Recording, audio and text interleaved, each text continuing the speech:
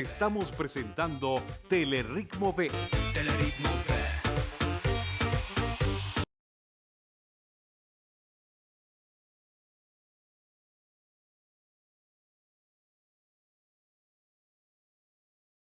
Teleritmo V. Teleritmo V. Mis amores, ¿cómo están?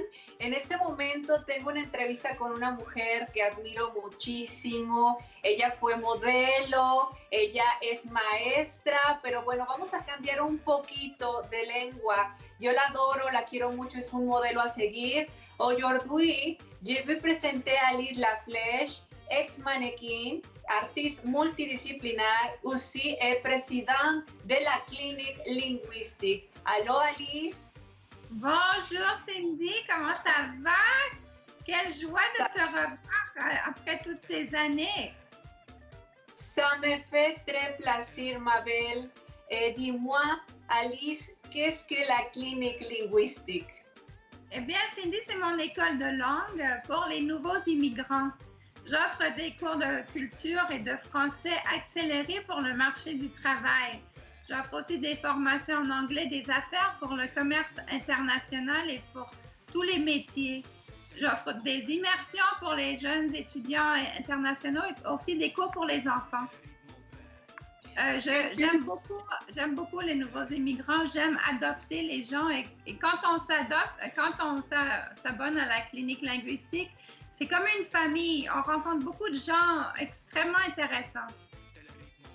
Peux-tu nous raconter un peu ton parcours professionnel et pourquoi tu créé la clinique linguistique?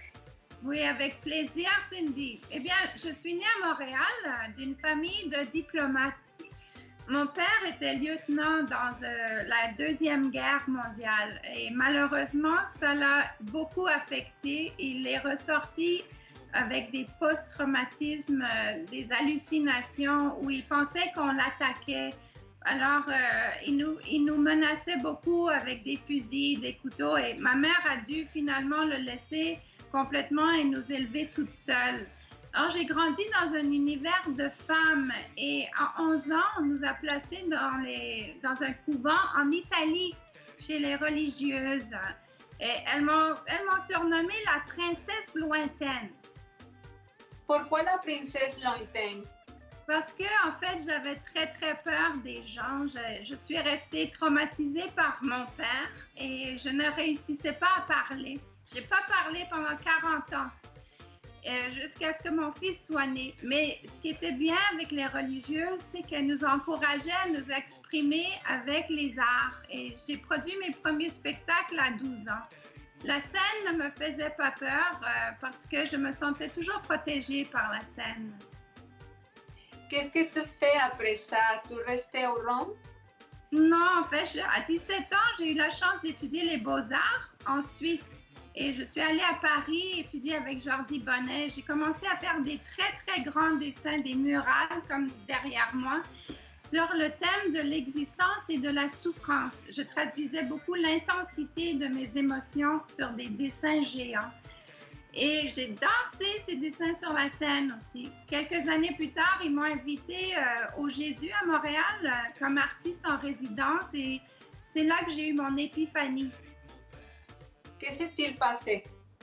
Eh bien, pendant que je dessinais dans l'église, les gens m'observaient et une vieille dame m'a approchée. J'étais en train de dessiner des adolescents en hoodie sur des skateboards et tout à coup, elle s'est exprimée. Mais mon Dieu, c'est la Sainte Vierge sur une planche à roulettes. Elle n'avait pas vu mes adolescents sur le dessin, mais elle avait vu la mère de Jésus-Christ en planche à roulettes. Et ça a tout changé pour moi. Parce que j'ai compris à ce moment-là que le message, c'était son message, c'est pas mon message. Le message beaucoup plus important pour moi, c'était le message du spectateur, de la personne qui regardait mon dessin. Et elle a brisé mon miroir, le miroir qui me séparait du reste du monde. Elle m'a libérée de ma prison de silence. Et c'est là que j'ai vraiment voulu entendre l'histoire de chaque personne que je rencontrais à partir de ce moment-là.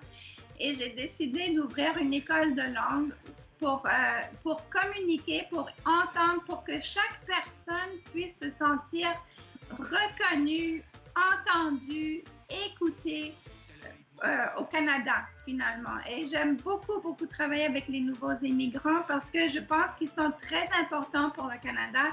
J'adore les nouveaux immigrants. Je veux qu'ils prennent leur place et je veux pas qu'ils attendent 40 ans comme moi pour s'exprimer. Alors, j'enseigne l'anglais et le français aux nouveaux immigrants que j'adore. C'est ça. Oh, merci beaucoup, Alice. Tu es adorable. J'adore parler avec toi aussi. Elle est ma professeure de français et elle est la meilleure de le monde. Aussi, comment peut entrer en contact avec toi, votre réseaux sociaux, s'il te plaît? Avec plaisir. Alors, vous pouvez aller sur mon site qui s'appelle La Clinique Linguistique. Et vous pouvez aussi me retrouver sur LinkedIn sous Alice Laflèche, sur Instagram, Twitter et Facebook sous Alice Guérin Laflèche. Merci beaucoup, Alice. Je t'envoie un grand câlin et un gros beso. Merci pour partager ce moment avec nous. Ma chérie, je t'adore, Cindy. Merci beaucoup, beaucoup de m'avoir reçue aujourd'hui. Merci, Mabel. Y bueno, ¿qué les pareció, señoras y señores? Fantástico. Ya saben que si necesitan hablar algún idioma como el italiano, francés, inglés, comuníquense con ella, aparte para ver su bello arte. Vámonos a un corte y regresamos.